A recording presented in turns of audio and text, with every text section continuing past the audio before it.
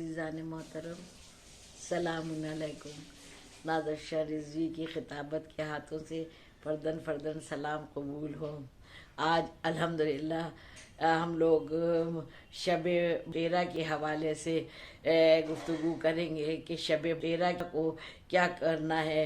सबसे पहले तो गुस्ल करना है, 2 रकात नमाज पढ़ना है और तस्बीह फ़ातिमतुज़ ज़हरा सलावतुल्लाह अलैहा पढ़ना है, ज़ियारत अमीनुल्लाह पढ़ना है, ज़ियारत आशूरा पढ़ना है और नमाज जाफ़र तैयार अलैहिस्सलाम पढ़ना है, सदका देना है, रोज़ा रखना है और जितना भी हो सके अस्कार जो मैं शुरू से बताती चली आ रही हूँ।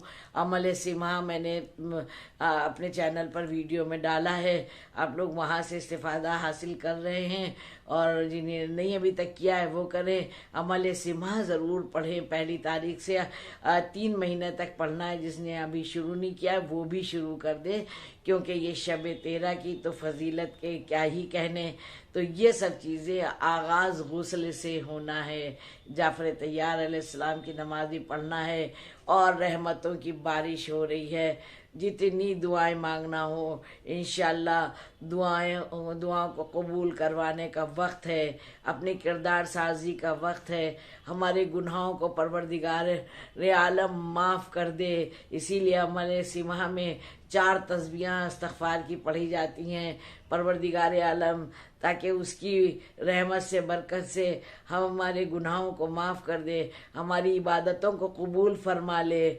और जब इबादतें हमारे गुनाह माफ़ होंगे तो हमारे अमल और अमाल भी कबूल होंगे। और हम लोगों को ये भी दुआ मांगना चाहिए कि परवरदिगार आलम दीन और दुनिया दोनों जगह सुरखरू रखना, बारेला अपने रहम और करम के साए में रखना, मोमिन मोमिनात को कभी भी किसी का मजबूर मोहताज नहीं करना। अपने देश से हम लोग, अपने मुल्क से हम लोग इसी तरह से वतन से जैसे मोहब्बत इस्लाम ने सिखाई है इसी तरह से करते रहें। और जो भी अशरफुल मखलूक़ात हैं, ये रजब में तमाम नेकियों का तज़किरा जारी और सारी है 1 तारीख से, उन सारी नेकियों में हम लोग अशरफुल मखलूक़ात को शरीक रखें। जिसकी जो ज़रूरत हो और पता हो ना पता हो तो पता करें, उन तक पहुँचे, उनकी जो कुछ कर सकता है जिसके लिए भी वो करे और तमाम रहमतों से माला माल हो जाए। सब के लिए नाज की ढेर सी दुआएं हैं। आप भी नाज़िफ शाह रिज़वी को और उनके बच्चों को दुआ में याद रखिएगा। वस्सलाम।